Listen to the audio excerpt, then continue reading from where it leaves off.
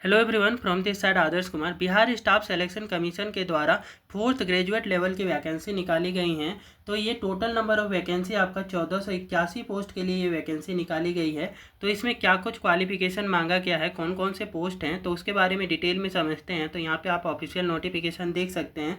ये आपका graduate level का ऑनलाइन फॉर्म है, 1481 पोस्ट के लिए है। फोर्थ ग्रेजुएट लेवल आपका ये एग्जामिनेशन के लिए ये फॉर्म निकाला गया है। ठीक है, तो यहाँ पे कौन कौन से पोस्ट है उसको पहले डिटेल में समझते हैं। तो यहाँ पे आप देख सकते हैं कि फर्स्ट जो पोस्ट है वो असिस्टेंट ब्रांच ऑफिसर का है, जिसके लिए नंबर ऑफ पोस्ट आपका 1064 पोस्ट के लिए वैकेंसी है। इस फॉर्म को फिलअप करने के लिए जो एलिजिबिलिटी मांगा गया है, जो क्राइटेरिया है, वो आपका है bachelor degree in any stream from the recognise university in India. मतलब कि इंडिया के किसी भी मान्यता प्राप्त यूनिवर्सिटी से आपने ग्रेजुएशन कर रखा है, किसी भी स्ट्रीम से, है ना। बीए हो, बीएससी हो, बीटेक हो, ठीक है, बैचलर ऑफ इंजीनियरिंग हो, सारे कैंडिडेट एलिजिबल होंगे इस फॉर्म को फिलअप करने के लिए असिस्टेंट ब्रांच ऑफिसर के पोस्ट के लिए। ठीक है, तो नंबर ऑफ पोस्ट आपका 1064 है, सबसे ज़्यादा इसी पोस्ट के लिए आपका वैकेंसी है। अब दूसरा जो आता है प्लानिंग असिस्टेंट का पोस्ट है।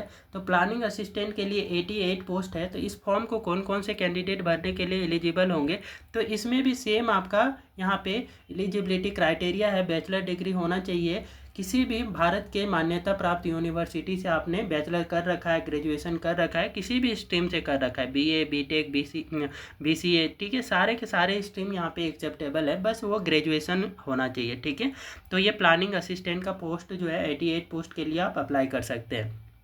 अगला आता है अगला जो है हमारा data entry operator grade C के पोस्ट। ठीक है, जिसमें आपका नंबर ऑफ पोस्ट आप देख सकते हैं कि कितना पोस्ट है। तो सिर्फ आपका एक ही पोस्ट के लिए ये वैकेंसी है यहाँ पे। तो इसमें जो है कि कौन कौन से कैंडिडेट भर सकते हैं, तो इसके लिए जो आपका अप्लाई करने के लिए आपके पास में बैचलर डिग्री होना चाहिए पीजीडीसीए में, या फिर बीसीए होना चाहिए, या फिर बैचलर ऑफ साइंस आपने आईटी से कर रखा है, तो आप इस फॉर्म को भरने के लिए एलिजिबल होंगे। मतलब यहाँ पे कंप्यूटर नॉलेज की रिक्वायरमेंट है। ठीक है, इसलिए ये सारे डिग्री यहाँ पे मांगी गई हैं। और वो भी स्टूडेंट भर सकते हैं जिन्होंने बीई कर रखा है, मतलब बैचलर ऑफ इंजीनियरिंग कर रखा है, कंप्यूटर साइंस एंड इंजीनियरिंग कर रखा है। ठीक है, बैचलर ऑफ इंजीनियरिंग में आपका कंप्यूटर साइंस से कर रखे, तो आप इस फॉर्म को डेफिनेटली भरने के लिए एलिजिबल होंगे। या फिर बीटेक कर रखें, बैचलर ऑफ टेक्नोलॉजी कर रखें इंफॉर्मेशन टेक्नोलॉजी आईटी के अंतर्गत, तो भी आप इस फॉर्म को भरने के लिए एलिजिबल होंगे। तो ये यहाँ पे क्वालिफिकेशन मांगा गया है data entry operator grade C के जो पोस्ट है, एक ही पोस्ट है लेकिन ये क्वालिफिकेशन है। तो बहुत ही कम कैंडिडेट इस पोस्ट के लिए अप्लाई करते हैं, क्योंकि ये जो है कि आपका नंबर ऑफ सीट्स जो है कि कम है, इस वजह से कैंडिडेट अप्लाई करने वाले भी आपको कम देखने को मिलेंगे। तो इसमें कंपटीशन भी कम हो जाता है, लेकिन यहाँ पे सीट आपका एक ही है, तो चांस तो एक ही कैंडिडेट का यहाँ पे सिलेक्शन का है। ठीक है, तो अब दूसरा जो पोस्ट है आपका ऑडिटर का पोस्ट है। ये ऑडिटर का पोस्ट आपके दो अलग अलग डिपार्टमेंट में आपको देखने को मिलेंगे। तो पहला जो डिपार्टमेंट है वो आपका ऑडिटर का पोस्ट के लिए वो directorate of account finance department के अंतर्गत। इसमें टोटल नंबर ऑफ जो पोस्ट है वो 125 पोस्ट के लिए वैकेंसी है।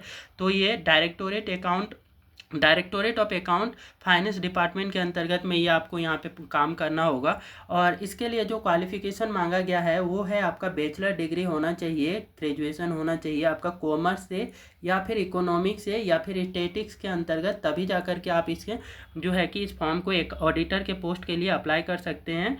तो ये आपका क्राइटेरिया है। ठीक है, तो डिग्री आपका कॉमर्स में होना चाहिए, या फिर आपका इकोनॉमिक्स में या स्टैटिक्स में, तभी आप एक ऑडिटर के पोस्ट के लिए अप्लाई कर सकते हैं directorate of account finance department के अंतर्गत। अगला है कि दूसरा भी ये भी ऑडिटर का ही पोस्ट है।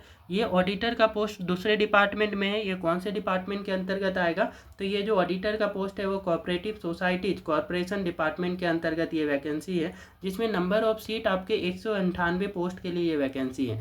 इसमें भी आपका वो कैंडिडेट अप्लाई कर सकते हैं जिन्होंने बैचलर जो है कि ग्रेजुएशन जो है मैथमेटिक्स से कर रखा है, या फिर कॉमर्स से कर रखा है, इंडिया के किसी भी मान्यता प्राप्त यूनिवर्सिटी से। ठीक है, तभी जाकर के आप इसमें क्या है कि अप्लाई कर पाएंगे। तो बैचलर डिग्री होना चाहिए या तो मैथमेटिक्स या कॉमर्स के साथ में, तब आप इसके कोऑपरेटिव सोसाइटी कॉर्पोरेशन डिपार्टमेंट के अंतर्गत में जो ऑडिटर का पोस्ट है उसके लिए अप्लाई करने के लिए एलिजिबल होंगे। तो ये आपके डिफरेंट पोस्ट है जिसके लिए ये वैकेंसी निकाली गई है। अब अगला जो आते हैं कि हम यहाँ पे देख लेते हैं कि एज लिमिट कितना रखा गया है। उससे पहले एक बार टोटल नंबर ऑफ पोस्ट को माइंड में रिमाइंड कर ले, कितना है, 1481 पोस्ट है। और इसमें पोस्ट को देख सकते हैं कि एंड में बढ़ाया भी जा सकता है, इसके भी चांसेस है अभी, ठीक है। तो इसमें एज लिमिट जो है कि कितना रखा गया है, तो 1 अगस्त 2025 के आधार पर ये एज लिमिट मांगा गया है, ठीक है, कि जो आपका एज माना जाएगा वो 1 अगस्त 2025 के आधार पर न्यूनतम 18 वर्ष होना चाहिए और मैक्सिमम जो है कि जनरल कैटेगरी के मेल कैंडिडेट के लिए 37 ईयर है। तो 37 ईयर भी अच्छा खासा एज दे रखा है आपको ग्रेजुएशन वालों के लिए, ठीक है। तो जनरल कैटेगरी के लिए आपका क्या है, पुरुषों के लिए 37 वर्ष है। वही फीमेल के लिए जितने भी वोमेन हैं उनके लिए आपका 40 वर्ष का यहाँ पे एज दे रखा है मैक्सिमम जनरल कैटेगरी वालों का, ठीक है। अब आते हैं जो रिजर्व कैटेगरी के कैंडिडेट हैं उनका एज कितना है, तो मैक्सिमम एज जो है कि बीसी बैकवर्ड क्लास या ईबीसी आपका एक्सट्रीमली बैकवर्ड क्लास के मेल हो या फीमेल हो, दोनों के लिए ही आपका क्या है 40 वर्ष का उम्र सीमा रखा गया है मैक्सिमम। मिनिमम इनके लिए भी 18 वर्ष ही होगा, ठीक है। अब अगला आते हैं कि जो रिजर्व कैटेगरी में शेड्यूल कास्ट या शेड्यूल ट्राइब्स के मेल या फीमेल कैंडिडेट इस फॉर्म को अप्लाई करते हैं तो उनके लिए जो मैक्सिमम एज है वो आपका 42 ईयर्स का रखा गया है। तो ये आप देख सकते हैं कि डिफरेंट आपका कैटेगरीज के लिए यहाँ पे डिफरेंट आपका एज है, ठीक है। तो एज रिलैक्सेशन रिजर्व कैटेगरी के अंतर्गत दिया जा रहा है। अगला जो आते हैं कि एप्लीकेशन फ़ी कितना पड़ने वाला है, ठीक है। तो एप्लीकेशन फ़ी में यहाँ पे देख सकते हैं कि आप जनरल कैटेगरी के अंतर्गत आते हैं या फिर बैकवर्ड क्लास से या आपका एक्सट्रीमली बैकवर्ड क्लास के कैंडिडेट हैं तो उनको यहाँ पे 540 रुपये इस पोस्ट को अप्लाई करने के लिए देना होगा, ठीक है। और जितने भी जनरल बीसी और ईबीसी कैंडिडेट हैं उनके लिए, ऑल कैटेगरी के जितने भी आपका मेल या फीमेल हैं उनको 540 रुपये यहाँ पे पे करना होगा, ठीक है। तो एक बार वीडियो को लाइक कर दें और चैनल को सब्सक्राइब कर लें सो दैट गवर्नमेंट जॉब से रिलेटेड अपडेट आपका जब भी कुछ ऐसा आए तो आपको सबसे पहले प्राप्त हो। और यहाँ पे मेल फीमेल की बात कर रहे थे, जितने अदर स्टेट वाले हैं तो उनको 540 रुपये पे करना होगा। मतलब कि यहाँ पे आप किसी भी कैटेगरी से बिलोंग कर रहे हैं, कोई भी कैटेगरी हो, शेड्यूल कास्ट हो, शेड्यूल टाइप्स हो या ओबीसी हो, आप अदर स्टेट से यहाँ पे अप्लाई कर रहे हैं बिहार में तो यहाँ जनरल कैंडिडेट के जैसा ही ट्रीट किया जाएगा और 540 रुपये आपको पेमेंट करना होगा। कोई रिजर्वेशन का बेनिफिट नहीं मिलेगा, ठीक है, अदर स्टेट वालों के लिए। वही शेड्यूल कास्ट और शेड्यूल ट्राइब्स के कैंडिडेट हैं जो कि बिहार स्टेट से बिलोंग करते हैं, फिजिकली हैंडीकैप्ड कैंडिडेट भी, ठीक है, तो उनके लिए 135 रुपये का यहाँ पे पेमेंट करना होगा। बिहार स्टेट का बिलोंग होना चाहिए, उसका डोमिसाइल होना चाहिए। जितने भी फीमेल कैटेगरी की आपकी हैं जो कि बिहार स्टेट से बिलोंग करती हैं उनका भी 135 रुपये ही पेमेंट करना होगा। और ये जो पेमेंट का मोड है आप यहाँ पे डेबिट कार्ड के थ्रू भी कर सकते हैं, क्रेडिट कार्ड के थ्रू भी कर सकते हैं, नेट बैंकिंग के थ्रू भी कर सकते हैं, IMPS कैश वैलेट और मोबाइल वैलेट के थ्रू आसानी से यहाँ पे आप पेमेंट कर पाएंगे। अगला आते हैं कि इम्पॉर्टेंट डेट में ये जो आपका अप्लाई करने का डेट क्या है, कब से कब तक ये फॉर्म अप्लाई होगा। तो अप्लाई करने का जो स्टार्टिंग डेट है वो 18 अगस्त से स्टार्ट हो रहा है। 18 अगस्त 2025 से ये फॉर्म भराना स्टार्ट हो जाएगा और इसको लास्ट आप कब तक अप्लाई कर पाएंगे, तो 17 सितंबर 2025 तक इसका लास्ट आप अप्लाई कर सकते हैं, ठीक है, इनके ऑफिशियल वेबसाइट पे। और पेमेंट करने का भी लास्ट डेट आपका 17 सितंबर 2025 ही रखा गया है। लास्ट फाइनल सबमिशन डेट आपका 19 सितंबर 2025 रखा गया है। और एग्ज़ाम का डेट जल्दी इनके ऑफिशियल वेबसाइट पे यहाँ नोटिफाई कर दिया जाएगा। एडमिट कार्ड एग्ज़ाम के कुछ दिन पहले इनके ऑफिशियल वेबसाइट पे देखने को मिलेगा। तो ये पूरा प्रोसेस है जिसके अंतर्गत क्या है आपकी एग्ज़ाम यहाँ पे कंडक्ट होगी, ठीक है।